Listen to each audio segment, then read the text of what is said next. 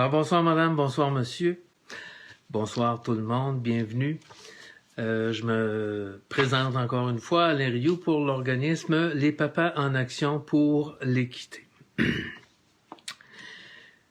Donc, pour ceux qui étaient avec nous, nous avons vu au chapitre 14.1 qu'entre 1608 et la Révolution des Patriotes de l'année 1840, la protection de l'enfant a été assurée a priori par sa famille et sa communauté.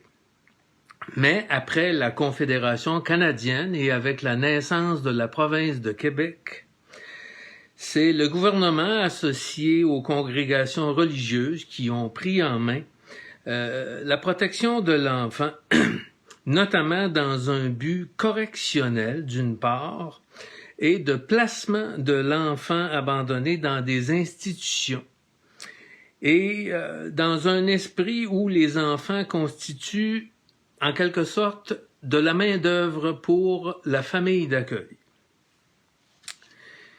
Plus récemment, dans les années 60 et 70 au Québec, il s'est effectué un renversement philosophique très important au droit de l'enfant, où les parents n'occupent malheureusement plus la place centrale comme avant. Donc l'enfant est passé d'objet de droit à sujet de droit. Et un nouveau groupe d'intérêt, c'est-à-dire les travailleuses sociales du Québec, ont fondé un immense réseau dans les années 60. Et quand on a créé la loi sur la protection de la jeunesse dans les années 70, ce sont manifestement les travailleuses sociales de l'État qui ont pris la place des congrégations religieuses pour s'occuper de l'intérêt de l'enfant. Donc, en deux mots, depuis 40 ans, les intervenantes sociales du gouvernement exercent un nouveau contrôle pour un État justicier provincial, comme les préfets de la police l'ont fait depuis des millénaires un peu partout dans le monde. Dans ce tout nouveau bouleversement radical pour l'institution familiale, notre société a adopté une nouvelle notion juridique qui a été introduite par les Nations unies. La notion de l'intérêt supérieur de l'enfant a d'abord été initiée en 1959 dans la Déclaration des droits de l'enfant qui affirmait 10 principes fondamentaux. L'expression sera sanctifiée en 1989 par la Convention des Nations unies relative aux droits de l'enfant. Donc, le concept est repris par la suite par notre Code civil du Québec, notamment par l'article 33, voulant que toute décision soit prise dans l'intérêt de l'enfant. Cependant, en 1989, lorsque la notion d'intérêt supérieur de l'enfant a entré en quelque sorte en vigueur, cette notion a suscité une vive polémique qui, en réalité, est toujours actuelle, toujours d'actualité, vu la difficulté incontournable d'en renverser les arguments qui en sont défavorables. Dans ses articles 12 à 15, la Convention reconnaît à l'enfant le droit d'opinion, le droit d'association, le droit d'expression, le droit à la liberté de conscience et de religion. Ces affirmations de droit identifient maintenant l'enfant à l'adulte, donc le droit d'être traité d'une manière égalitaire avec l'adulte. Malgré ce que la Convention affirme, aux articles 12 à 15 notamment, il demeure néanmoins hasardeux de considérer l'enfant comme une personne achevée. Il suffit de penser au nouveau-né, par exemple, pour soulever l'aspect incohérent de ces affirmations. Toute personne raisonnable comprendra immédiatement que dans la nature de sa minorité, l'enfant à certains égards, notamment en considération de sa légèreté, de son insouciance et de son irresponsabilité, demeure en devenir, et du fait que l'enfant, le jeune enfant et le nouveau-né sont manifestement sans défense, il devient un peu difficile de considérer la personnalité juridique telle qu'affirmée par le droit d'opinion et le droit d'association et le droit d'expression que lui confère la Convention des Nations unies. A priori, l'intérêt de l'enfant n'est pas concordant avec sa réalité de sa personne, avec la réalité de sa personne juridique notamment. Ensuite, un facteur aggravant nuit considérablement au niveau de confiance qui résulte de ce concept juridique. L'intérêt de l'enfant ne repose sur aucune définition précise. En vérité, la notion d'intérêt de l'enfant est très élastique, nous en avons déjà parlé amplement, et particulièrement vague, et ce, depuis son apparition, et les choses n'ont pas tellement évolué. Par conséquent, l'utilisation de cette notion et les diverses interprétations possibles de son intérêt supérieur peuvent menacer l'enfant lui-même et sa famille, notamment leur lien d'affection. Ces derniers peuvent donc être victimes de surinterventions et d'abus discrétionnaires fondés sur une interprétation arbitraire d'une notion qui reste vague et aucunement définie dans la loi, avec suffisamment de précision pour limiter cet aspect arbitraire. Donc la question se pose à savoir s'il est raisonnable d'avoir pleinement et entièrement confiance en toutes les personnes qui décident de l'intérêt de l'enfant dans de telles circonstances. À titre de sujet de droit, l'intérêt de l'enfant doit être estimé par la prise en compte de sa personne et du point de vue de l'enfant, dans toutes les décisions qui peuvent le concerner. Mais dans les faits, l'estimation ne peut être qu'à la discrétion d'un juge de première instance et au bon vouloir d'une intervenante. Puisque le jeune enfant n'est pas apte à en juger par lui-même et que les droits des parents sont entièrement soumis à ceux de l'État.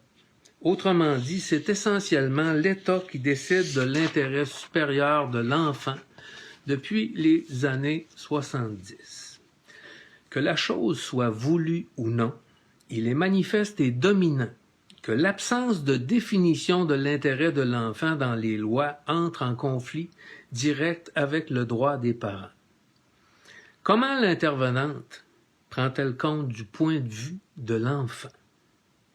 Considérant le renversement philosophique qui s'est opéré depuis la Deuxième Grande Guerre, faisant en sorte que l'enfant occupe le rôle central dans le droit familial et que le parent est considéré comme un simple titulaire de responsabilité, considérant qu'en raison de l'explosion des situations de divorce, l'éclatement de la cellule familiale est un phénomène associé au renversement philosophique du siècle dernier, considérant l'augmentation du niveau d'insécurité juridique, tel que nous en avons parlé, l'insécurité juridique des parents face au pouvoir de l'administration publique et au pouvoir judiciaire, il est évident que dans cet état de choses, la notion d'intérêt de l'enfant, introduite dans de nouvelles lois nationales, a généré de multiples litiges, voire d'innombrables préjudices irréparables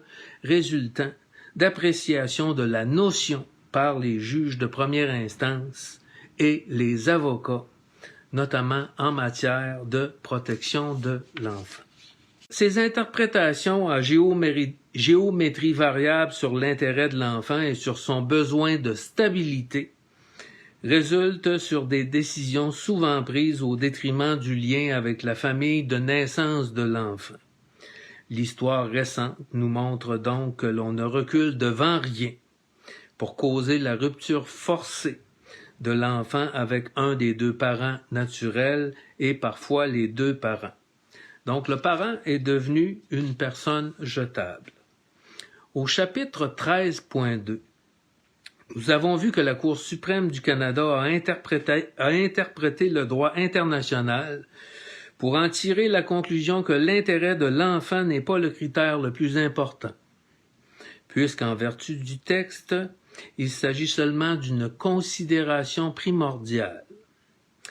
Attendu cette idéologie qui sous-tend la protection proactive, qui date de l'an 2000, il en résulte que l'État peut enlever provisoirement un enfant sans la moindre autorisation judiciaire et au détriment des droits fondamentaux de liberté des membres de la famille, et ce, autant contre le gré de l'enfant que contre le gré des parents.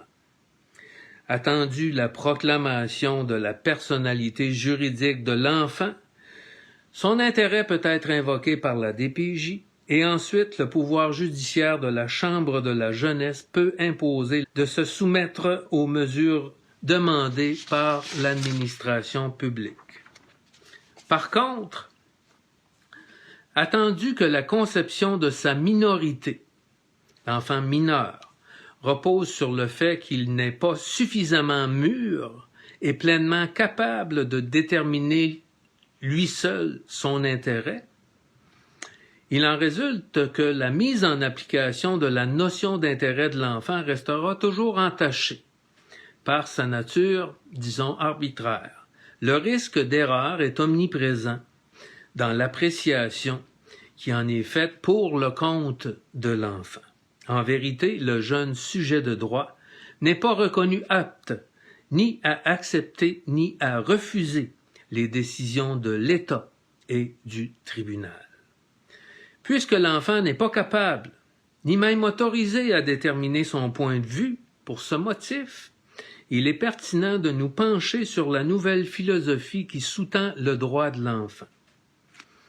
Sous le prétexte de l'intérêt de l'enfant, la DPJ étant le libre arbitre de la décision de prendre sa mesure de 48 heures et que l'intervenante peut faire fi des deux principes de droit fondamental, primo, l'intervenante devient le juge de sa propre cause et secondo, ni les parents ni l'enfant peuvent jouir du droit d'être entendus dans un esprit de défense pleine et entière au moment de la prise de la mesure de 48 heures.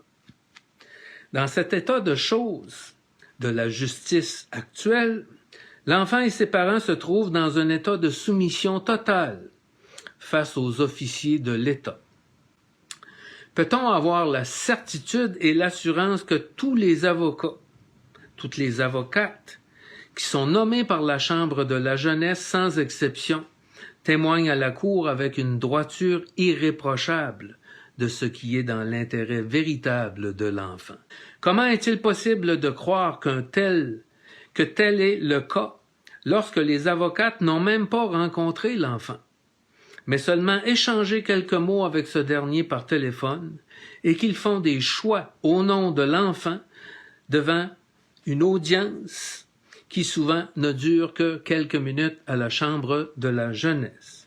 Comment ces nominations d'avocats pour l'enfant et d'avocates pour l'enfant sont-elles réalisées dans la vraie vie quand on sait très bien que la majorité des juges sont d'ex-avocats de la DPJ? Comment peut-on représenter les intérêts d'un nouveau-né ou d'un enfant autiste, par exemple? Pourquoi certains de ces avocates tentent-elles de convaincre l'enfant qu'il est dans leur intérêt de se conformer à la décision de la DPJ? Penchons-nous sur un cas d'espèce qui nous a été transmis par le biais de nos formulaires numéro 2. Il s'agit d'un adolescent qui avait des contacts réguliers avec son parent non gardien, une fin de semaine sur 2, comme c'est le cas pour un grand nombre de parents au Québec, depuis 3 ans après la séparation de ses parents. Après 2 années d'accès régulier, la DPJ est intervenue dans cette famille pour un motif de conflit de séparation.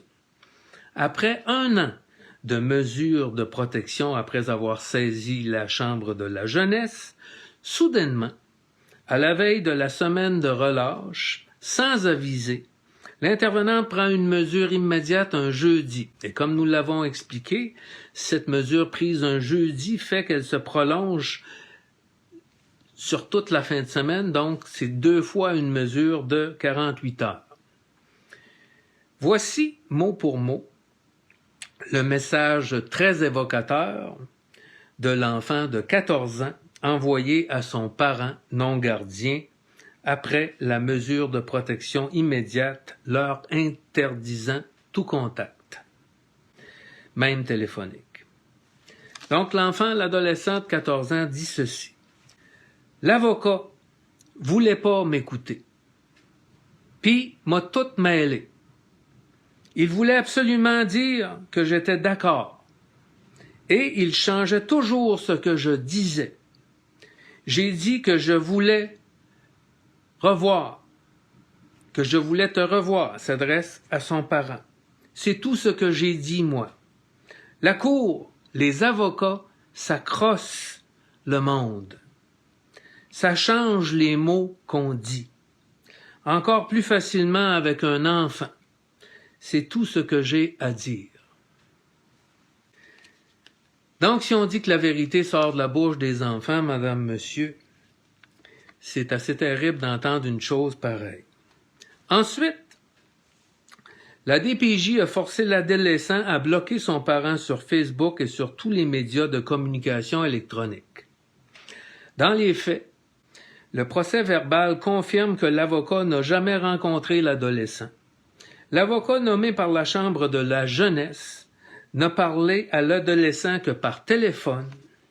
Au tribunal, l'avocat de l'enfant a plaidé contre le désir de l'adolescent, c'est-à-dire qu'il a plaidé en faveur de la DPJ, et ce, en l'absence de l'enfant qui n'a jamais été entendu par le tribunal.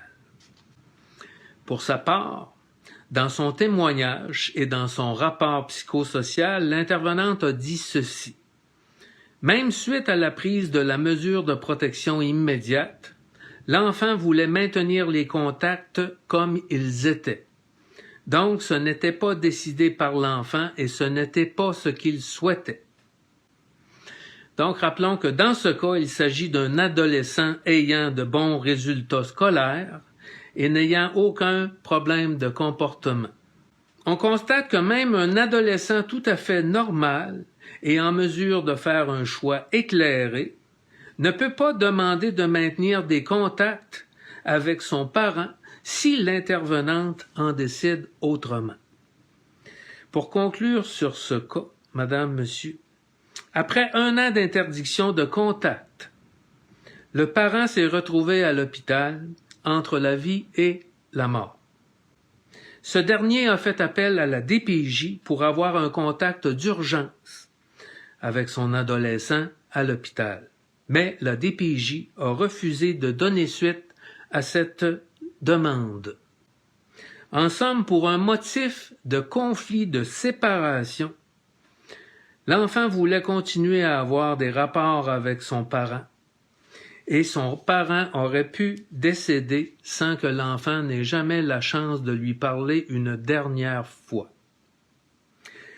Est-ce que l'intérêt supérieur de l'enfant est en train de sombrer dans la folie au Québec? C'est une question grave et lourde, mais les articles 12 à 15 de la Convention sont-ils respectés par la DPJ? Et rappelons-le, ces articles reconnaissent à l'enfant le droit d'opinion, le droit d'association, le droit d'expression.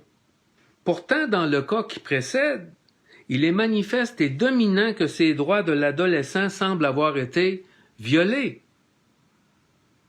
Non seulement par la DPJ, mais également par l'avocat de l'enfant qui a été choisi par la Chambre de la jeunesse, et ce, pour un motif de conflit de séparation après 3 ans de visite non supervisée.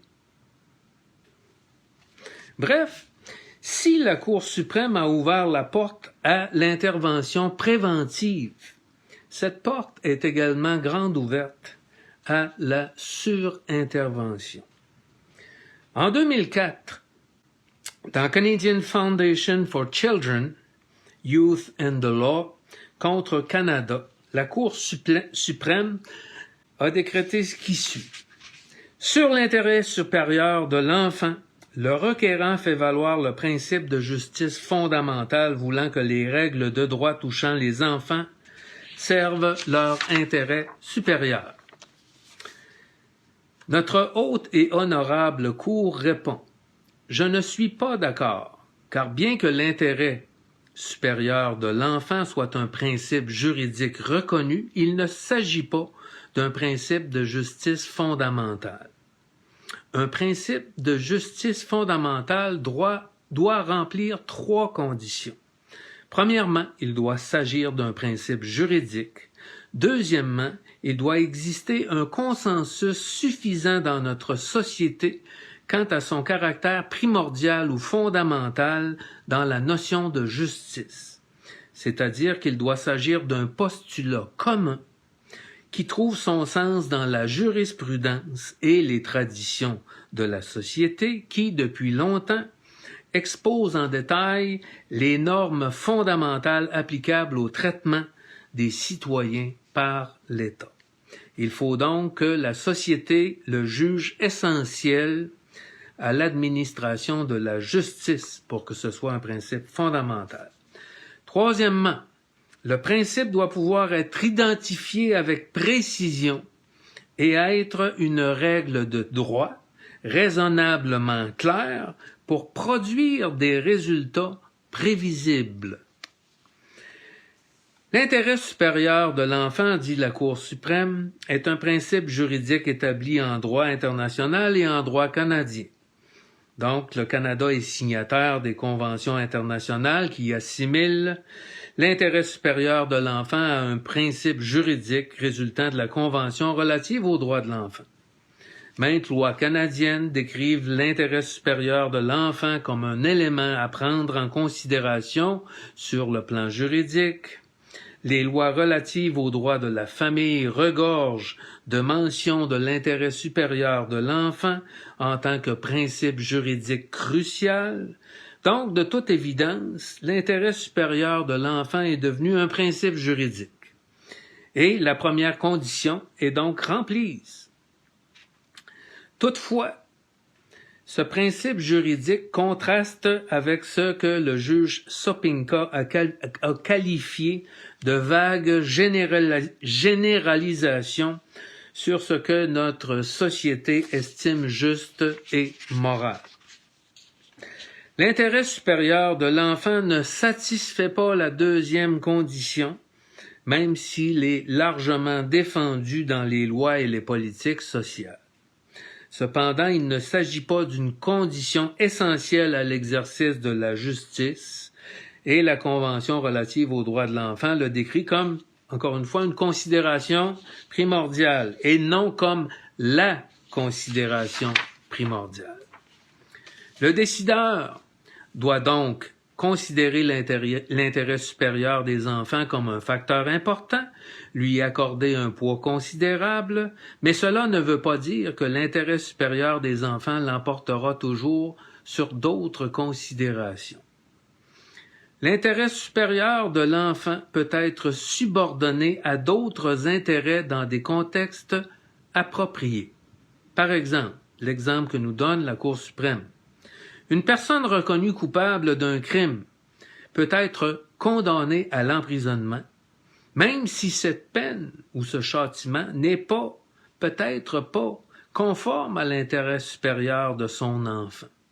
Donc, l'intérêt supérieur de l'enfant n'est ni primordial ni fondamental dans la notion de justice.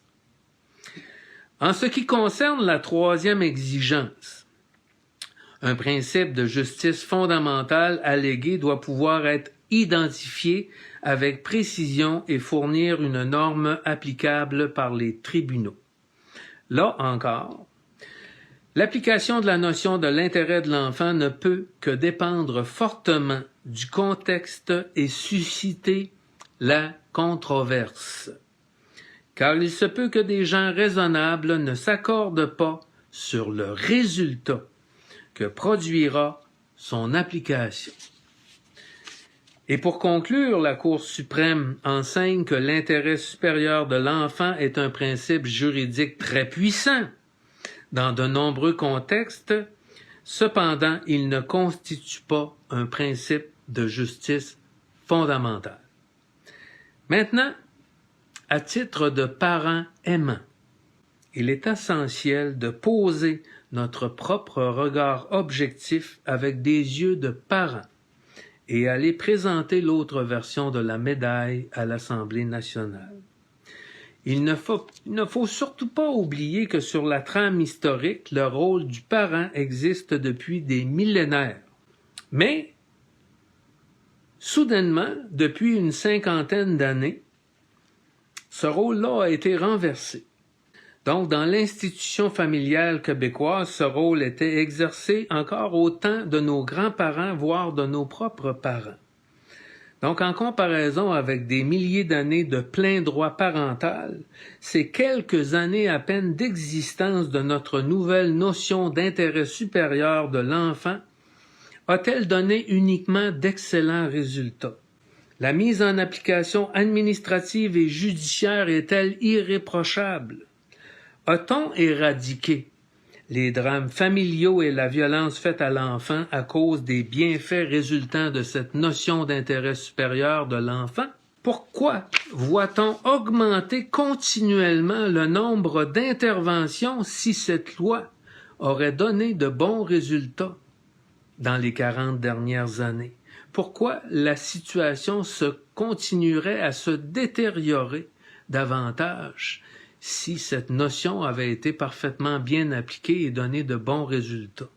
Par conséquent, compte tenu des résultats très mitigés et de l'impact subversif sur l'institution familiale, une révision de l'action législative devient incontournable. À cet égard, citons les propos de la sociologue Renée Joyal. Au Québec, c'est en 1977 qu'apparaissaient de nouvelles mesures de contrôle de l'autorité parentale. L'Assemblée nationale adopte une nouvelle loi, la loi sur la protection de la jeunesse, en vue d'assurer la protection par l'État des enfants maltraités, abandonnés ou négligés. Des dispositions prévoyant la déchéance de l'autorité parentale pour des motifs graves et dans l'intérêt de l'enfant sont par ailleurs intégrées au Code civil. Cette décennie voit également l'avènement de l'enfant comme sujet de droit. La notion d'intérêt de l'enfant étant alors jugée insuffisante, voire dangereuse d'utilisation. Donc, la notion de l'intérêt de l'enfant est jugée insuffisante selon la sociologue, voire dangereuse d'utilisation dans les décisions concernant des personnes mineures. Pour conclure, si nous n'avons pas terminé d'étudier l'aspect de l'impartialité de la Chambre de la jeunesse et l'effet de son indépendance judiciaire, on peut affirmer que les effets indésirables qui ont résulté de la mise en application québécoise du nouvel intérêt contemporain de l'enfant nous forcent à conclure qu'une reconstruction complète de cette structure judiciaire est manifestement incontournable. Dans l'état des choses, le contrôle judiciaire de cette cour inférieure par les cours supérieures, et je parle du contrôle de la Chambre de la jeunesse par la Cour supérieure, est très limité et en pratique, il est presque inexistant. En dessous de cet appareil judiciaire, en protection de la jeunesse, on retrouve un appareil administratif quasi-judiciaire, notamment les conseils de discipline des ordres professionnels, dont celui des travailleuses sociales. Et nous en avons parlé et discuté, et c'est d'ailleurs pour ce motif que nous avons demandé un recours Relator Action directement auprès du procureur général du Québec notamment sur le fait que l'Ordre des travailleurs sociaux et son conseil de discipline ferment les yeux sur le fait qu'on déclare devant les tribunaux de fausses maladies mentales qui n'ont pas été diagnostiquées par des psychologues ni des psychiatres au Québec, ce qui est contraire au Code des professions. Maintenant, considérant le caractère ancien de l'intérêt de l'enfant qui est fondé sur son droit à la protection par ses propres parents naturels, considérant les abus discrétionnaires et les interventions au bon vouloir de l'État qui ne respecte pas pleinement l'idéologie qui sous-tend les conventions internationales, le besoin de changer la structure actuelle nous semble inévitable. Si la chose DPJienne est légale au Québec et au Canada et que les actes administratifs DPJiens ne sont pas de nature criminelle, puisqu'ils sont commis par une personne qui exerce une fonction qui est investie d'un pouvoir discrétionnaire d'agir dans l'esprit du droit criminel, par contre, l'enlèvement d'un enfant à ses parents reste un acte criminel. Qu'en est-il si cet acte est abusif et déraisonnable? Alors, si cet acte peut être considéré de nature criminelle, il est incontestable qu'il s'agit d'un acte grave dans notre société et que la chose ne peut se faire à grande échelle sans aucun contrôle. Le nombre de cas n'arrête pas d'augmenter année après année, comme si la situation avait empiré malgré l'intervention proactive depuis les années 2000. Si la loi de la protection de la jeunesse vise à protéger l'enfant dont la sécurité est menacée, et plus récemment d'une manière proactive, lorsqu'on constate qu'une majorité de parents prétendent que la grande majorité des mesures immédiates étaient inutiles et que leurs enfants ne couraient aucun danger, quand bien même la commission Laurent et le législateur essaieraient de nous convaincre qu'une majorité de personnes dans la population deviennent de plus en plus dangereuses pour leurs enfants, cette vision ne tient pas la route. Dans l'histoire de l'humanité, l'opinion des parents a toujours compté, et ce jusqu'à ce que les couples commencent à se séparer et à divorcer et que l'on ait renversé la philosophie juridique pour confier le rôle de justicier à l'État au sein de la famille. Mais comment se fait-il que depuis 50 ans, personne n'a été capable de définir avec précision et concordance ce que veut dire l'intérêt supérieur de l'enfant?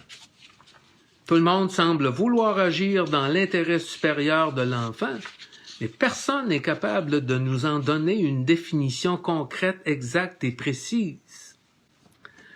Par conséquent, nous sommes d'avis, madame, monsieur, que le droit parental, le droit des parents, doit reprendre sa place dans le débat législatif et judiciaire au Québec, notamment en ce qui concerne la protection de la jeunesse. Pour ces motifs, après une étude de l'intérêt supérieur de l'enfant, il est temps de nous mobiliser. Merci beaucoup, madame, monsieur. Bonne fin de soirée. Au plaisir.